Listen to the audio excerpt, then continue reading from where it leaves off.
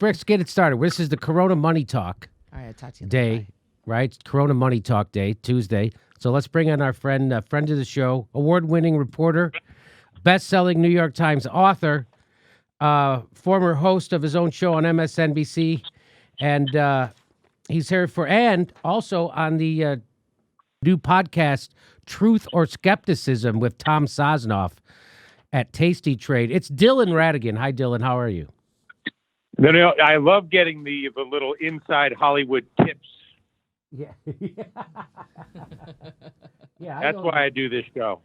That's right. Umair Haq has written another article that is even more depressing and ominous than his last one. And the headline... It's hard to conceive of. It's hard to conceive, but he did it. Here he says... He tries hard. He's a Harvard guy, so he's skilled. He really works at it. So we're going to go through some of it. It's a very long article. I pulled out some paragraphs we'll read. The headline is, "It's not that I'm negative. America really is screwed. Why economists say America's collapse is probably irreversible."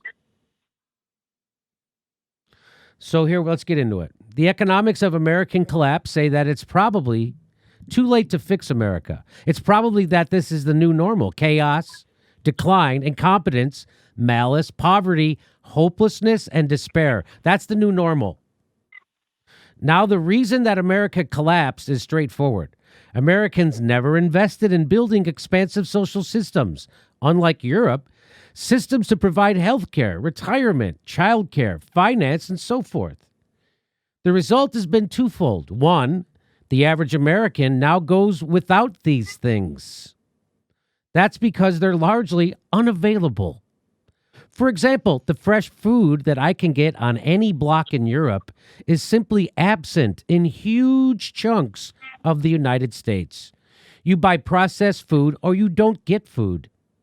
The same is true of many, many things, like, say, education or income. You don't have a job with guarantees and protections like in Canada or Europe. You have a lower quality, not just quantity of income. Two, the average American pays prices that the rest of the world considers absolutely absurd, because they are, for the very same things. Having a child, that'll be $50,000. An operation, that'll be more than a house. You want to educate your kid, there goes your life savings. You want some fresh apples, that'll be 10 times the price Canadians or Europeans pay. These things, the basics of life, are eminently affordable in the rest of the rich world. In America, though, they cost more than the average person can afford. Sure, they might have a big car and a big house and a big gun, but the economic truth is this: all those things are had on debt. And the average American now lives like an impoverished person. No savings, no assets, no liquidity. 80%, that's 80% of Americans live paycheck to paycheck, struggle to pay basic bills, and can't raise $500 for an emergency. Those are the statistics of a nation having descended into poverty. The economists say that America has more or less, almost certainly, reached a point of no return, and collapse is nearly inevitable. To stop collapse, America would have to start investing massively, suddenly, historically, in functioning systems. Every single facet of American collapse requires massive, large-scale, sustained public investment to be turned around. That goes on for a decade or more. The bitter truth is this: Americans are now too poor to afford a better social contract. Even if Americans support a Canadian or European-style social contract, the hard economic truth is that they are probably now too poor to ever even have one. Americans didn't want to pay those higher taxes Europeans and Canadians did. They believed the strange, foolish, and evidence-free ideologies of trickle-down economics and neoliberalism and all the rest of it. We'll all be the richest if we invest in precisely nothing together. Nobody should care about anyone else. Nobody should ever support anyone else in the pursuit of anything. Life was to be purely individualistic, adversarial, and acquisitive. That led Americans straight into a poverty trap. They were paying lower taxes, sure, but their public goods were decaying. Their commonwealth was eroding. Their systems and institutions were corroding. To achieve European or Canadian-like living standards, how much would America have to invest now? Probably dozens of trillions. Much, much more than average Americans all put together can afford to spend right now. Those are the brutal economics of collapse. Societies who let themselves become poor can hardly then wave a magic wand and become rich. It's too late for America to recover. It left it too long. It was arrogant and conceited, paying for things it didn't need, like wars and mega mansions, but not the things that it did need. So it didn't invest when it should have. But now the bill is due, but nobody can pay it. What would you call a society like that? Bankrupt? Just like most Americans are, only they don't know it yet. What do you call a whole society of people, after all, who die in debt? America's broke, my friends, and when you're broke, what do you have left to invest in yourself? There's one way to get out of this, by the way. If you followed me closely, give people money. No strings attached, no questions asked. Now and on a large scale, more or less permanently, forget how much needs to be borrowed to make it happen so people can fund a working society again, or else. That's the big question for America. The rest is noise. Until something along those lines begins to take shape, my answer is simple. Americans made themselves too poor to now afford to have the luxury of a functioning, civilized, modern society. Or is all that a necessity? So there's that. All right. So now let's break it down with Dylan Ratigan. Come on. There's no way. I mean, he's a little too pessimistic. I'm not willing to. I don't agree with him completely. I really don't. I mean, he's the outer boundary of pessimism. Yes, the straits are dire. Yes, the politics are grim. There are counter narratives here. They tend to run in pockets and threads.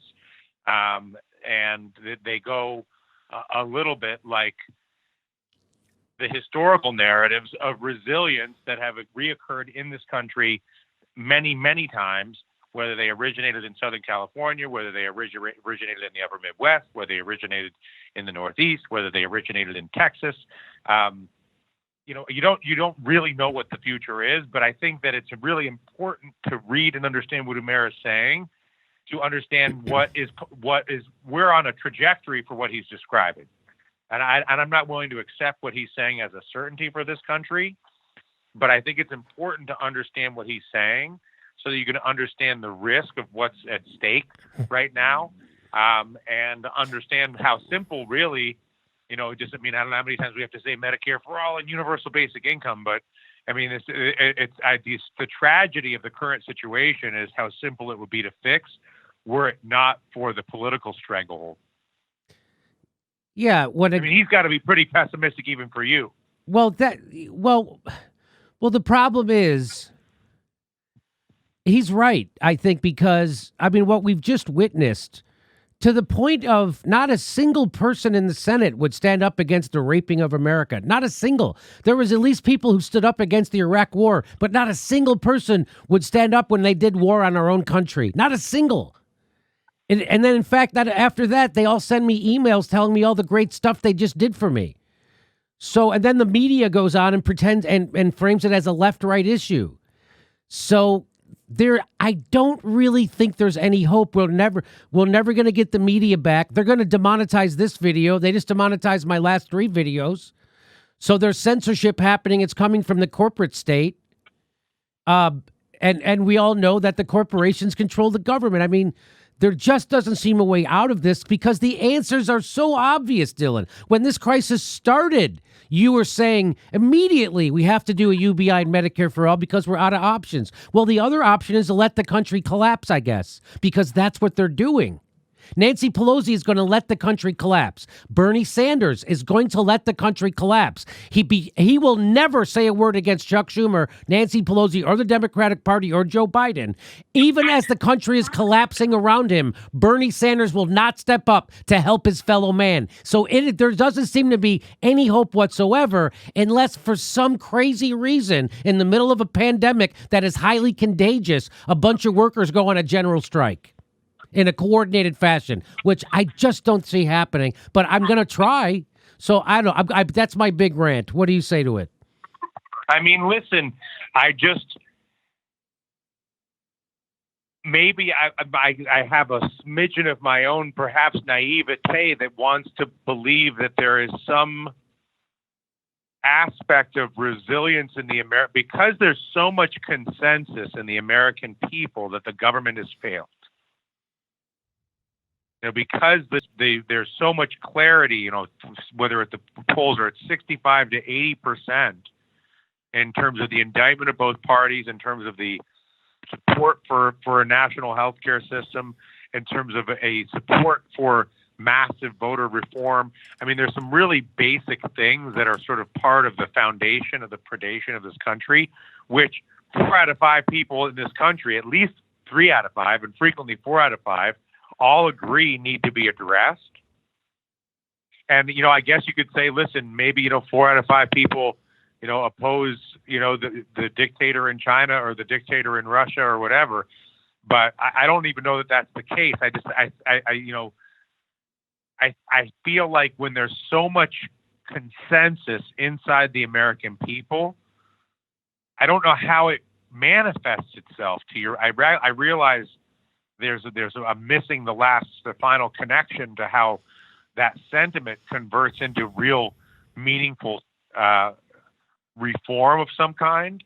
But it's hard for me to see how 3 to 4 out of 5 people could understand what's being done to them and do nothing about it unless the media and the politicians are so successful at pointing those people at each other as the culprit, as opposed to allowing them to line up against the politicians, which is sort of what the primary purpose of the media is, to make sure that you think it was the other side. Exactly. That's exactly what's happening. Every time my phone rings and it's somebody from my family or my old college roommate, they're all screaming about Trump. It's working perfectly. As the Democrats love to have Trump because he's their number one fundraiser. CNN loves to have Trump because their ratings are through the roof, which means their profits are through the roof. Everybody loves to have this broken system, and nobody wants to fix the system. They want to talk about the symptom of it, which is Donald Trump. And so you're right. People do understand it's broken, but then they go to their media and their media tells them it's the Republicans. And then the other media tells them it's the Democrats. And that's the beauty of this two-party system. If you're a rapacious oligarch, you can do this forever because they've been doing it forever. And it works like a charm. And it's so good. It is such a great con. And then to get a guy like Bernie Sanders to make sure there's never a third party that's viable that forms. What a brilliant strategy by those people to use him like that. What a beautiful strategy. And he plays it like to a T. Even right now, he's staying on the ballot. Instead of rising up, saying Joe Biden's demented and saying, give me the goddamn nomination because I have the solutions to our problems right now. Right now, he's gaslighting his own followers, telling them that Joe Biden has the solutions to our problems. And the only problem we really have is Donald Trump. It is a mental situation that's happening right now. It's how we go. It's how our country collapses. And by the way, we're in a what do you call a country where 80% of the workers live paycheck to paycheck? That's a country to me that's already collapsed. That's a failed system. That's what I've been saying for years on this show. What do you call a system that takes the richest country in the world and makes 80% of its workers live paycheck to paycheck? You call that a failed system. It's time to start over. And there isn't a politician saying that, is there? No, God, no. The politicians are all about blaming the other side. We all know that. I mean, listen, it's hard for me to rebut your pessimism, just as it's hard for me to rebut Umair's pessimism, especially because my own reporting tends to reinforce your narrative or Umair's narrative. I simply hang on to the belief that when that many people understand the issue, that something less terrible might occur. But again, that may be a function of my own delusion. And you make an extremely valuable point, which is when 80% of the people live paycheck to paycheck, you've already arrived at the destination. You're not waiting to be a failed state. Right. We are. You're a two-class society of the rich and the poor.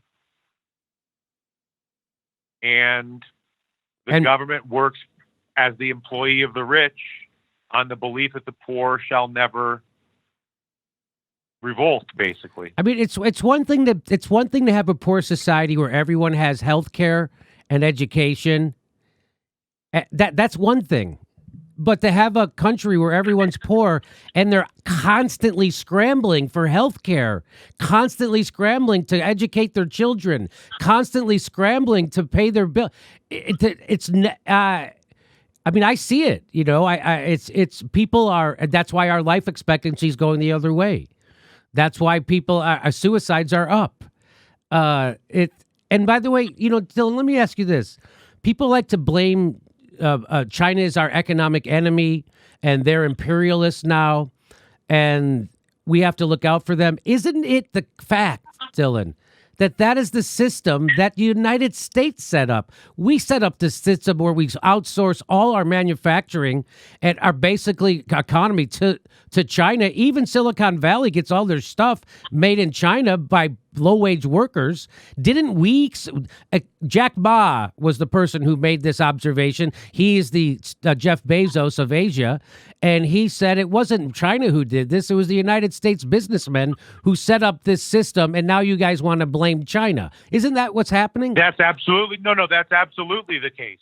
I mean, I've said this before. I mean, I said this in my book. I went into details of this in the book. I devoted a lot of time with my journalism to this very subject. The core issue is that U.S. multinationals, Apple, Nike, companies like this, use their control of our government to exploit the profitability of the cheap labor in Asia for their enrichment while not paying taxes in America. So they gutted the American labor force.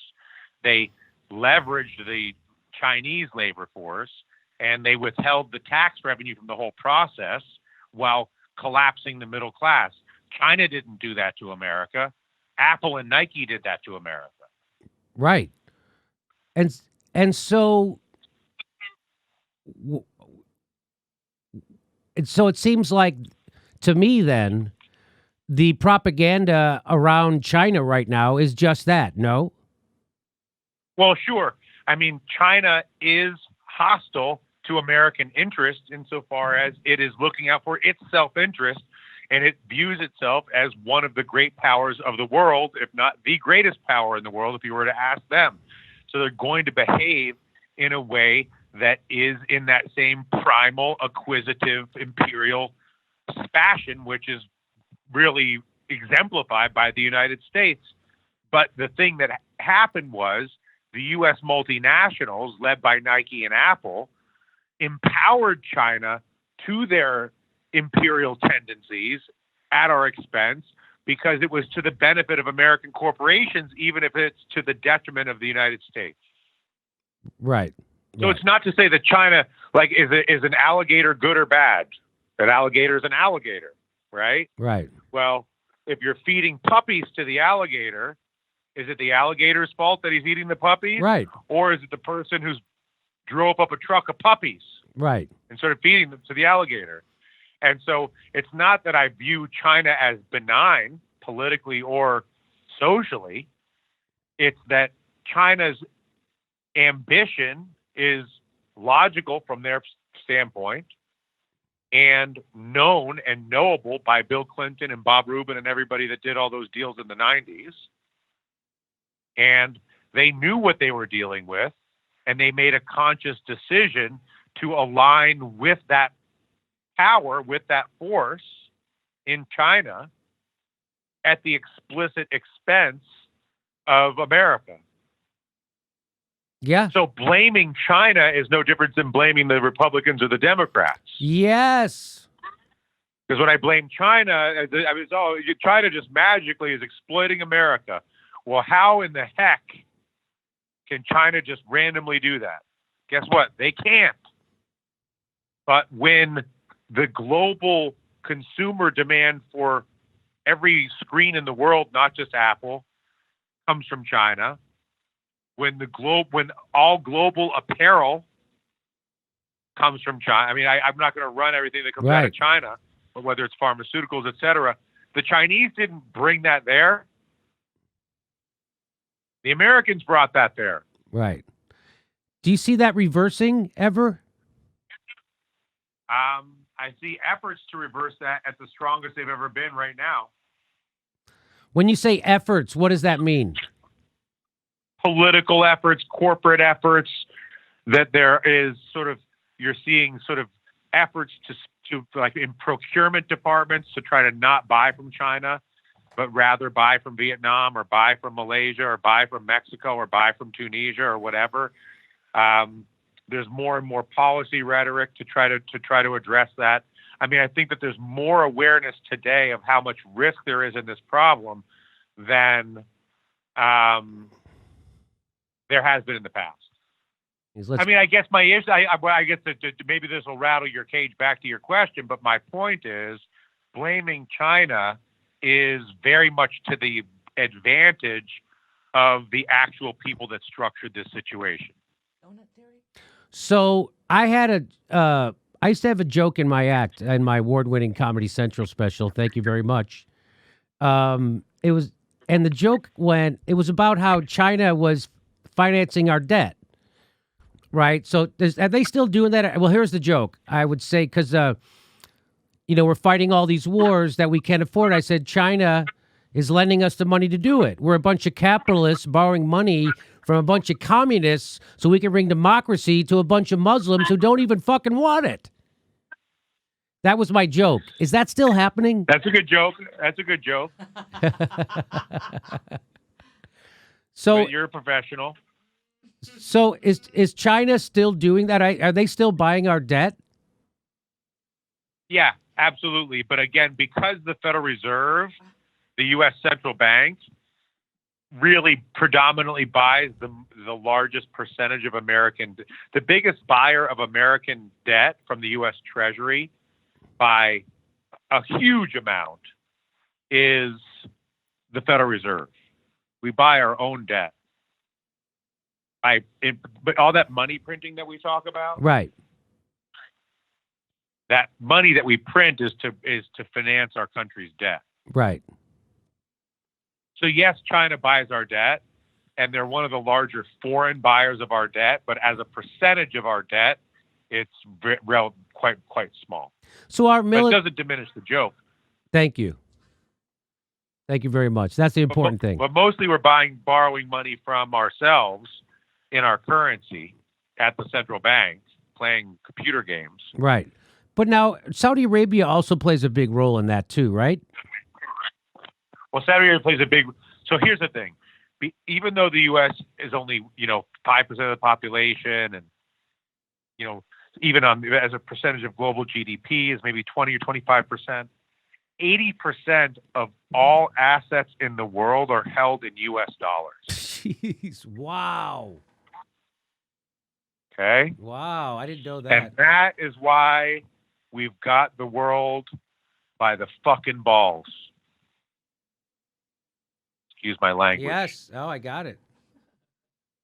And because I think it's 79.5% of all global reserves are held in current U.S. dollars.